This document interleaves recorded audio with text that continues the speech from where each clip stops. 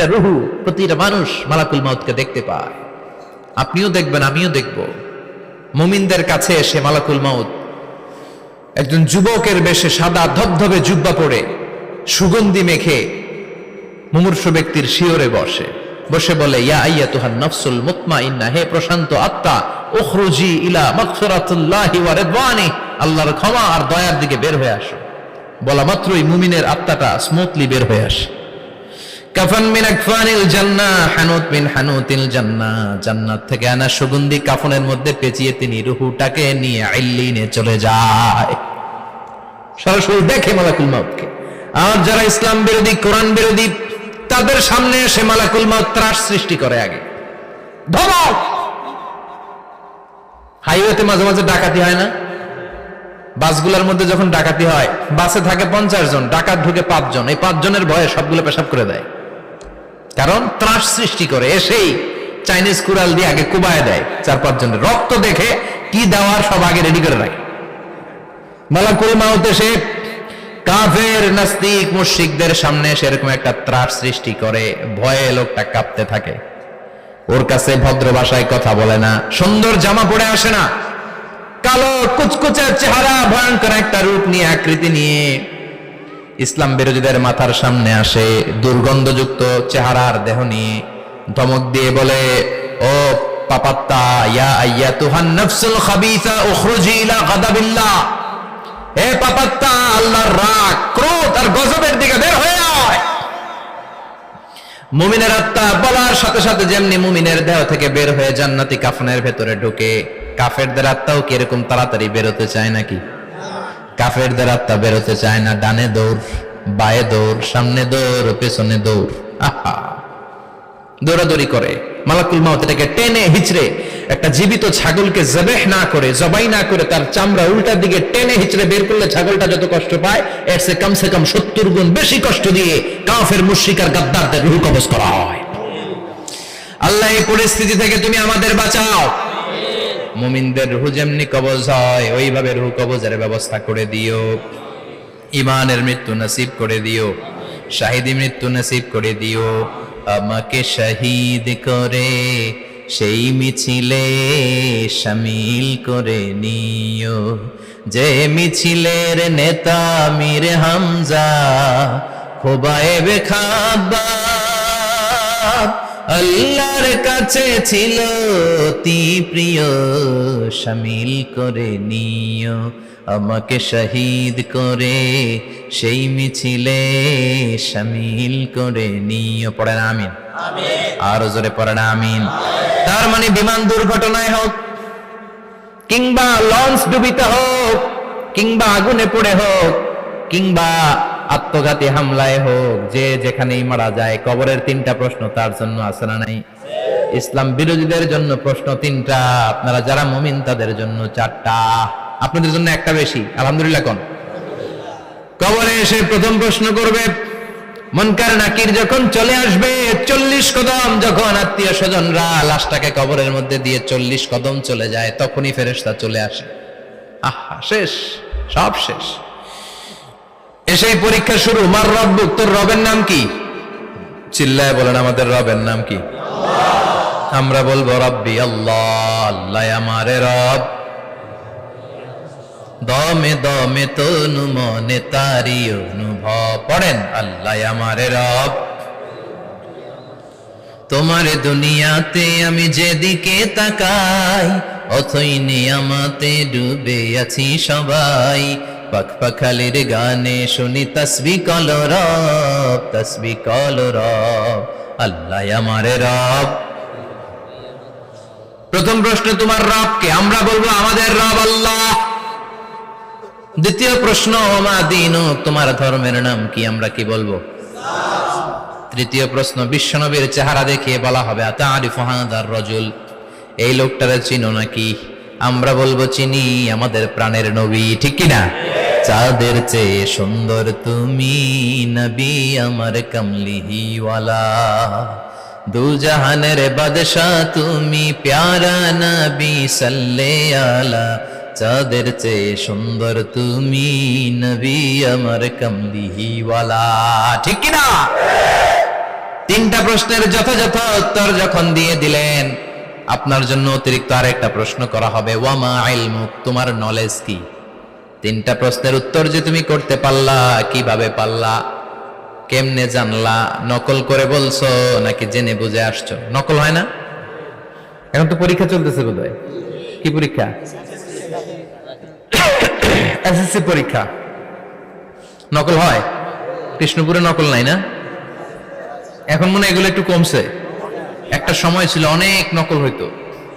পাঞ্জাবের ভিতরে নকল, পকেটে নকল, টুপির ভিতরে নকল, মৌজার ভিতরেও নকল।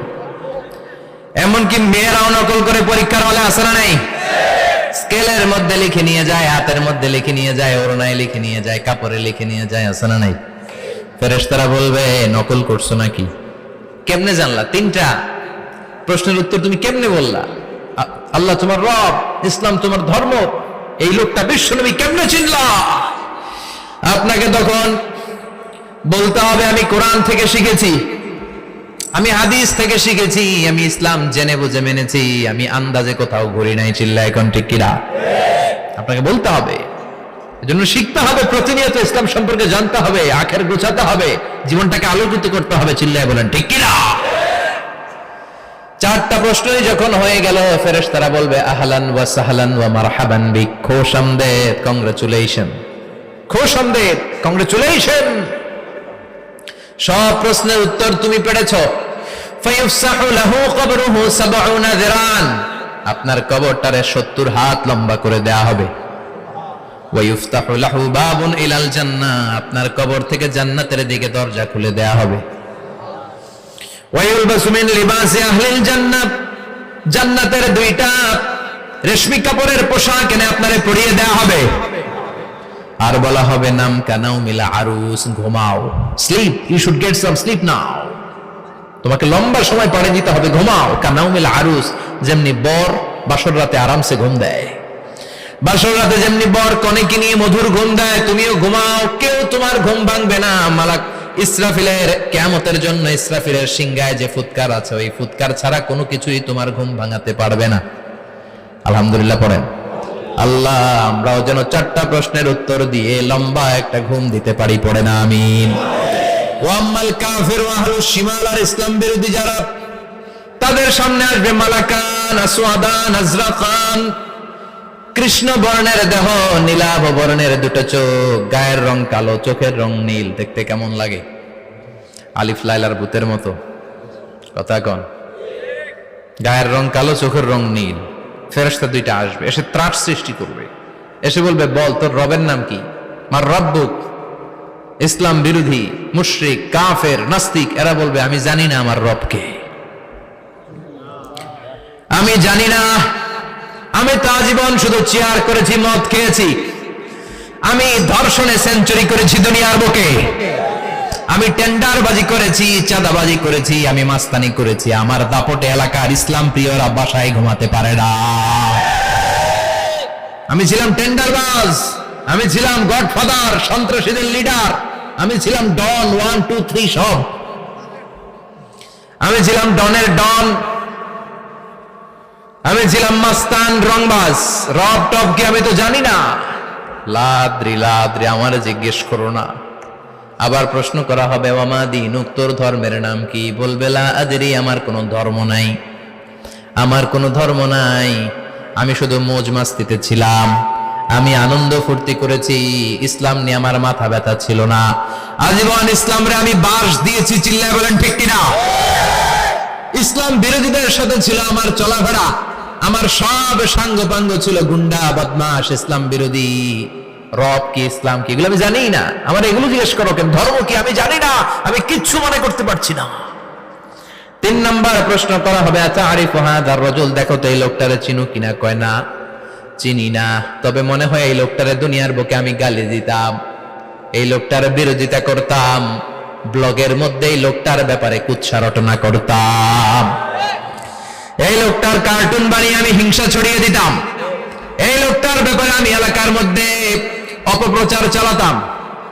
ফেরেশতারা বলবে তাই, এই ছিল তো ডিউটি, দাঁড়া এখনই আমাদের খেলা শুরু, এখনই শুরু।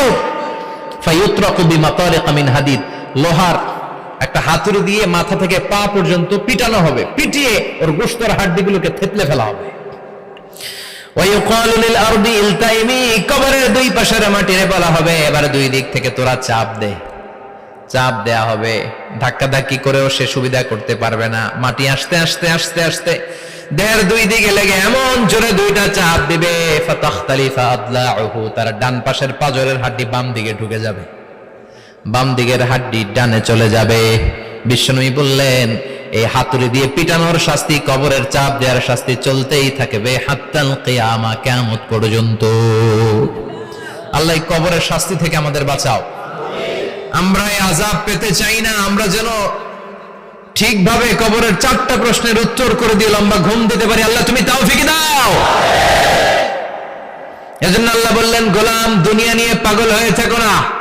এই দুনিয়ার জীবন আসল জীবন নয়, আসল জীবন হলো কবরের জীবন। জোরে বলেন ঠিক কিনা? এই জন্য মাঝে মাঝে কবরে যাবেন, কবরস্থানে দাঁড়িয়ে চিন্তা করবেন এই জায়গায় আমারও আসতে হবে। দিন যাবে, রাত আসবে, বৃষ্টি হবে, শীত আসবে, কেউ আমার দেখতে আসবে না। একা থাকতে হবে, একা, বড় একা, অন্ধকার, বড়ই অন্ধকার। ওই কবরের জীবনের সামান গোছানোর দরকার আছে না নাই? ওই কবরে সুখে শান্তিতে থাকতে চাইলে নামাজ পড়ার দরকার আছে না নাই? কোরআন পড়ার দরকার আছে না নাই? ছেলে মেয়েগুলোরে মানুষের মতো মানুষ করার দরকার আছে না নাই?